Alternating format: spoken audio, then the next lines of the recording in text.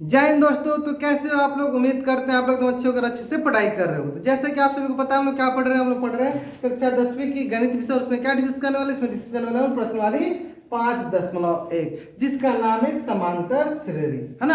इसके पहले मैंने बहुत सारा वीडियो बनाया जिसमें हमने एनसीईआरटी के सारे सॉल्यूशन किया हुआ है, 1 से लेकर 4 तक अभी तक कर दिया है। उम्मीद करते हैं आपने सारा वीडियो जरूर देखा होगा। अगर आपने नहीं देखा है तो जरूर जरूर जाकर देखिए, बहुत इंटरेस्टिंग सा वीडियो है। कोई भी डाउट होता है जरूर जरूर आप कमेंट बॉक्स में बताइए हमें, है ना। चलिए इसको डिस्कस करते हैं। क्वेश्चन बहुत ही आसान आते हैं। समांतर श्रेणी जो है ना is the most easiest chapter. बहुत ही आसान सा चैप्टर होता है, बस आपको फॉर्मूला याद रहना चाहिए, आराम से आपको इसमें मार्क्स उठाओगे। और इससे फिक्स कि आपको क्वेश्चन एग्जाम में पूछे जाएंगे। तो क्या करना है हमें, सर ऐसे ऐसे चैप्टर को पिक करना है ताकि वहाँ पे एक हमारा मार्क्स उठ सके, है ना। तो आराम से इसको देखते जाओ, आराम से इसका फॉर्मूला आप याद रखो, फॉर्मूला बैठाओ, आंसर पाओ, ठीक है। चलिए अब आते हैं इसमें मैं थोड़ा सा बेसिक चीज आपको बताता हूँ कि समांतर श्रेणी के थोड़ा बेसिक चीज आपको क्या क्या चीजें के बारे में पता होना चाहिए ताकि आपको आने वाले जो भी क्वेश्चन हो उसमें कोई परेशानी ना हो। जैसे कि सबसे पहला आपको ये पता होना चाहिए कि सर हमारे पास जो पहला होता है जिसे हम ए या A1 दोनों बोल सकते हैं,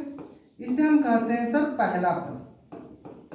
जब समांतर श्रेणी का जो पहला पद होता है उसे ए या A1, है ना।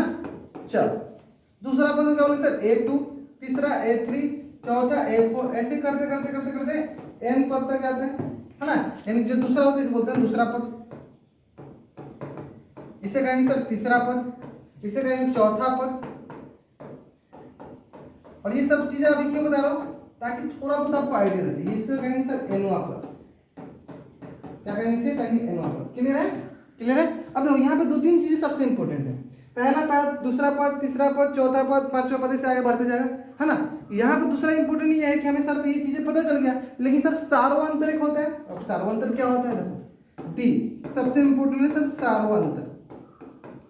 तो सार्वंतर क्या होता है कि दो क्रमागत संख्याओं के या दो क्रमागत पदों के बीच का अंतर जो है बराबर होना चाहिए। इससे देखो ये और ये, यानी हम क्या बोलेंगे A2 माइनस A1, मतलब दूसरा पद माइनस पहला पद, A3 minus A2, A4 minus A3, ये सब के सब क्या होता है, ये बराबर होना चाहिए। इसी को कहते हैं हम क्या, सार्वंतर डिफरेंस। जैसे कि इसमें अंतर क्या है, इन दोनों का डिफरेंस है ना, इसलिए अंतर आ गया, लेकिन सार्वंतर इन दोनों के बीच क्या है ना, इसी को बोलते हैं सार्वंतर कॉमन डिफरेंस। बहुत इंपॉर्टेंट। अब देखो अगर ये बराबर होते हैं, सबके सब बराबर होंगे अंतर, तो बोलेंगे तभी समांतर श्रेणी में है, अगर बराबर नहीं हो तो बोलेंगे समांतर श्रेणी में नहीं है। यानी जो हमारे पास जो पहला क्वेश्चन आया हुआ क्या बोल रहा है कि निम्नलिखित स्थितियों में किन स्थितियों में संबंध संख्याओं की सूची एपी में है। एपी में है मतलब सार्वंतर बराबर होना चाहिए। अगर सार्वंतर बराबर नहीं हुआ तो क्या बोलेंगे वो एपी में है, नहीं।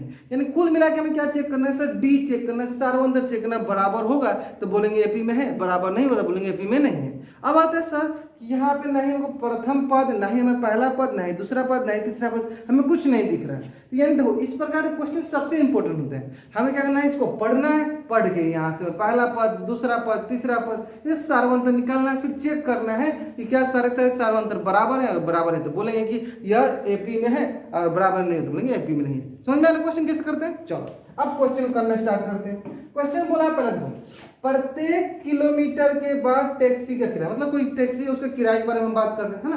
पहला क्या बोला, जबकि प्रथम किलोमीटर बोल देना, पहला पद मिल गया हमें, पहला मिल गया ना, प्रथम किलोमीटर के लिए कितना किराया है, 15 रुपये। हम बोलते चलो यहाँ पे प्रथम पद मिल गया, यानी प्रथम पद बोल दो या प्रथम किलोमीटर बोल दो, कितना है हमारे पास 15 रुपये किराया आगे बढ़ो।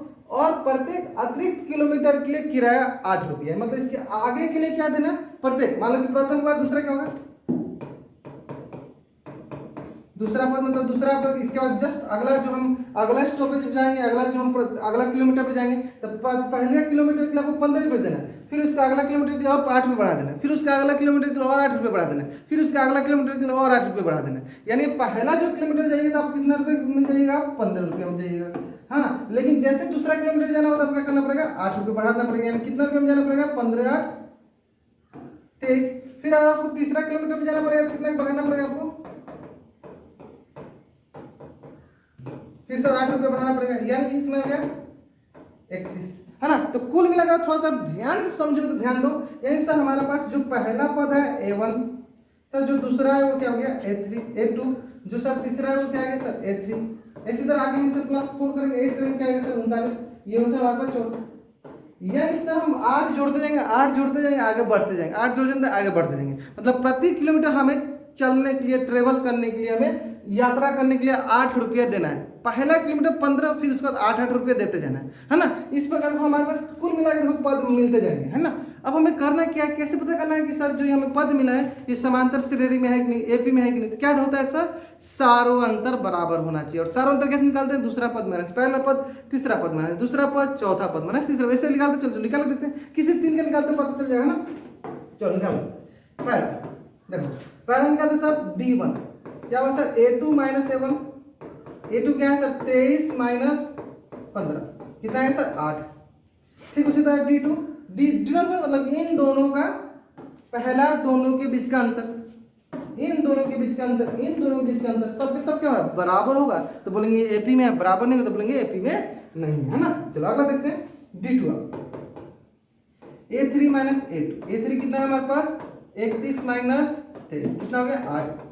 ठीक है, फिर इसी तरह देखो यहाँ पे D3 देख लेते हैं A4 माइनस A3 कितना है A4 39 माइनस 31, ये भी देखो 8 हो गया। यानी कुल मिला के हमारे पास जितने भी सारों अंतर आ रहे हैं सबके सब बराबर आ रहे हैं, है ना। जिससे मतलब हम बोलेंगे D1 बराबर D2 बराबर D3 सबके सब क्या आ रहे हैं सर बराबर आ रहे हैं। यानी हमारे पास सारों अंतर क्या आ रहा है सर बराबर आ रहा है। यानी सारों अंतर बराबर, इसका मतलब क्या है कि सर जो दिया गया हमारे पास स्टेटमेंट है, कथन ये किस में है सर एपी की सूची में, है ना। क्या बोलेंगे सर यह एपी की सूची में है, यह एपी में है, एपी की सूची में है।